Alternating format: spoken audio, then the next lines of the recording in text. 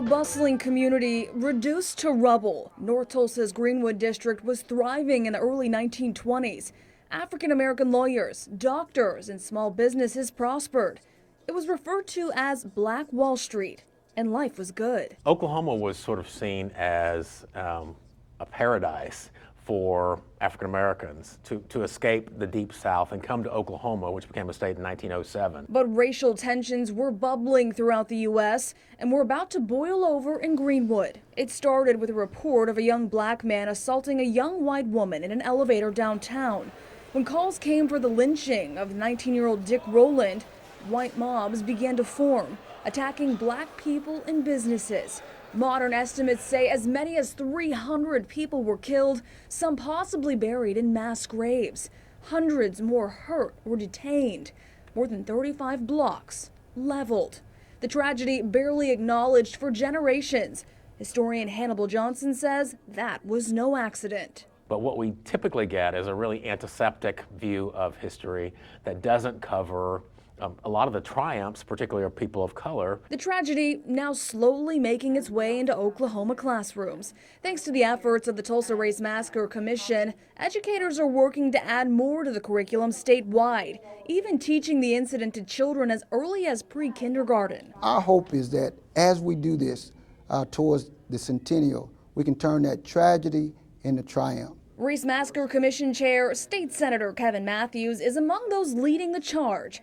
As the curriculum develops, he's worked with Tulsa Public Schools to offer teachers training on how to pass the knowledge to their students. You can't teach the Tulsa Race Massacre without teaching the causes. Candace Pierce, a 7th grade teacher at Thorough Demonstration Academy, took what she learned from the course and applied it to her language arts studies. Okay, these are images and articles that I printed out for my kids to analyze and dissect and go over. Including the article that started it all, calling on the community to nab a young African-American boy accused of assaulting a white female elevator operator. He had tripped on the elevator somehow, and she had screamed, and her friend came in, accused him of rape, and that's how it all started. The basis of these lessons, to get the truth out about what happened in Tulsa in 1921. An entire prominent place was completely decimated within a day. It's completely terrifying to think about. Shaping not only history, but the city's culture. Students can do so through reading, writing, and visuals. If we're going to be a progressive city, a progressive state, and a nation, we have to be truthful. And so this is our way of trying to get much of that truth out. The truths of the massacre also opening up truths within the classroom. The quote on the board that I had when kids walked in is, "When I think about race, I feel blank because blank."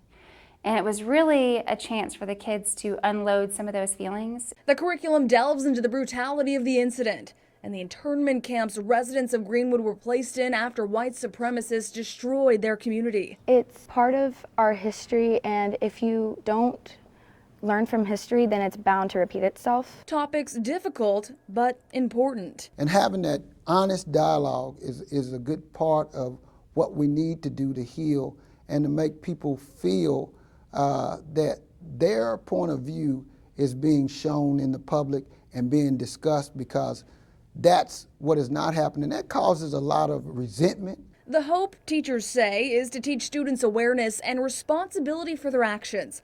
That unbridled hate and misunderstanding can result in tragedy. I think it's extremely important for our kids to see this year in and year out, every year. Another teaching course will be offered to teachers this summer. Educators are encouraged to use the curriculum and build on it. The hope is to eventually bring the history of the Race Massacre to college classrooms as well. Corey Duke, 2 Works for You.